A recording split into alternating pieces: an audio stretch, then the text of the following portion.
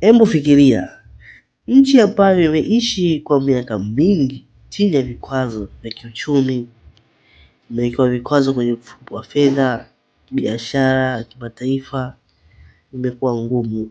Uwekezaji wa nje umepungua na imekuwa ikikabiliwa na presha kwenye mauzo yake ya mafuta. Kwa mantiki ya kawaida ungeweza kufikiri uchumi wa nchi hiyo ungeanguka kabisa. Lakini kuna swali, kwa nini Iran haijaanguka kabisa? Jibu si kwamba Iran haina matatizo. Kinyume chake, Iran imekabiliwa na mfumuko mkubwa wa bei, kushuka kwa thamani ya sarafu, changamoto za uwekezaji, matatizo ya nishati na kupungua kwa uwezo wa kununua bidhaa. Lakini jambo la kuvutia ni kwamba nchi hiyo imejenga mfumo wa uchumi unaoweza kuendelea kufanya kazi hata pale utakapokatwa sehemu kubwa ya mfumo wa uchumi wa kawaida dunia. Na hapo ndipo somo linapoanza. Kwa nini Iran imeweza kusimama licha ya changamoto hizo? Jambo la kwanza, Iran iliacha kutegemea mafuta peke yake. Moja ya mkakati muhimu ilikuwa ni kujaribu kuweza kupanua uchumi nje zaidi ya sekta ya mafuta. Iran ina mafuta na gesi nyingi, lakini vikwazo vilifanya kutegemea mafuta peke yake kuwa hatari zaidi. Kwa hiyo ikaendelea kukuza sekta kama petrochemical, viwanda, kilimo, madini, huduma, uzalishaji wa ndani, bidhaa za viwanda na oil export. IMF imewahi kuonyesha kwamba uchumi wa Iran una sekta ya oil yenye ukubwa zaidi, na kwamba kuongeza kwa mauzo ya bidhaa zisizo za mafuta ni muhimu kwa ukuaji wa muda mrefu. Jambo la pili, Iran iligeuka zaidi kwenye masoko ya Asia. Hii sanction ziliweza kupunguza sana uwezo wa Iran kufanya biashara na nchi nyingi za magharibi. Badala ya kukaa kusubiri mazingira yarudi kama zamani, Iran iliongeza uhusiano wake wa kibiashara na Asia. China imekuwa ni mmoja wa washirika wake muhimu wa Iran. IMF ilibaini kwamba katika data za mwaka 2016 China ilikuwa ikipokea takribani 37% ya export za Iran zisizokuwa za mafuta, huku biashara ya Iran ikiwa inaelekeza zaidi Asia. Hii ni strategy gani? Ni market diversification. Ukiwekewa mlango mmoja unatengeneza mlango mwingine. Iran haikujaribu tu kuendelea na mfumo wa zamani, ilibadilisha sehemu kubwa ya network yake ya biashara.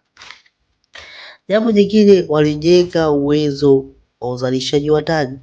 Hii ni strategy nyingine muhimu zaidi katika nchi hii ya Iran. Nchi haiwezi kuagiza kila kitu kutoka nje. Ina option B: iache uchumi wake uporomoke au ianze kuzalisha zaidi ndani ya nchi. Iran imekuwa ikitumia sera zinazosisitiza domestic production na import substitution. Hii inamaanisha kuwa necessity create adaptation. Wakati huwezi kupata bidhaa, teknolojia au vifaa kwa urahisi kutoka nje, unalazimika kutafuta alternative. Basi Iran inaweza kutafuta alternative kuongeza zaidi uzalishaji wake wa ndani. Jambo jingine, Iran ilijifunza kufanya biashara chini ya vikwazo. Hii ni sehemu ambayo watu wengi hawazungumzii. Vikwazo havimaanishi biashara imesimama. Mara nyingi zinabadilisha namna biashara inavyofanyika.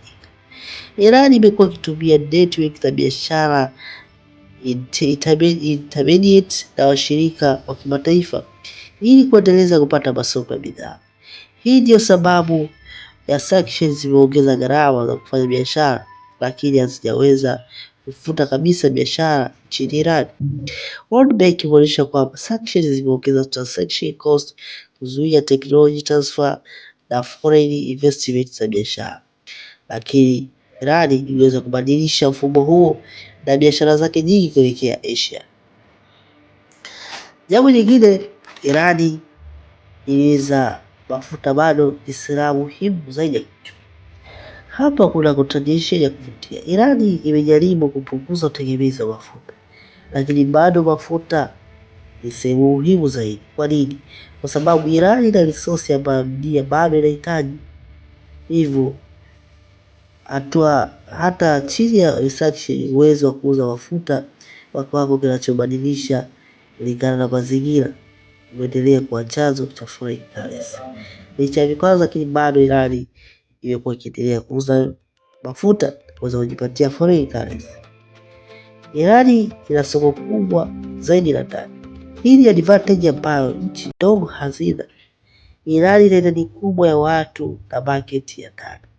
Inamaanisha kwamba kampuni nyingi zinaweza kupata demand ndani ya nchi bila kutegemea export pekee.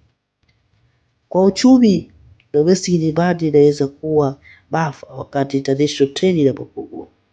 Kivipi? Pale kunapokuwa na katika international trade unapokuwa na sanction, ukiwa na soko zuri la ndani, basi uwezo wa nchi kukuza uchumi bado unaendelea. Makampuni mbalimbali ndani ya nchi bado yanakuwa na uwezo wa kuuza bidhaa zake licha ya kuwa na vikwazo vya kimataifa. Lakini hapa kuna limitation.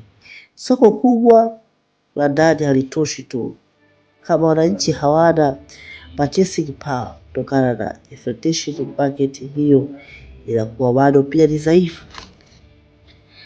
Jambo lingine, serikali ilijenga mfumo wa kuishi na pressure. Hii ndio concept muhimu zaidi. Survival economy. Iran imekuwa ikibadilisha priority zake kulingana na mazingira. Wakati foreign inapokuwa changamoto, foreign currency au foreign trade inapokuwa changamoto, basi inaweza serikali inadhibiti matumizi fulani, inasimamia import, inalinda bidhaa muhimu, inatumia subsidies, na inajaribu kuweka resource muhimu ndani ya nchi. World Bank inaonyesha kwamba social protection na subsidies zimekuwa sehemu au juhudi za kupunguza madhara changamoto zinazotokea ndani ya nchi. Ni mfumo unaosaidia taifa kuendelea kuishi licha ya kuwa na changamoto. Somo kubwa kutoka kwa Iran kwenye uchumi. Na kwanza, uchumi imara si uchumi usiopata shock. Uchumi imara ni uchumi unaweza kupigwa shock lakini ukabadilika, utafuta alternative na kuendelea kufanya kazi. Somo la mwisho, Iran ilijifunza kukabiliana na vikwazo, kubadilika hata itapokutana na vikwazo, hasa na kiuchumi.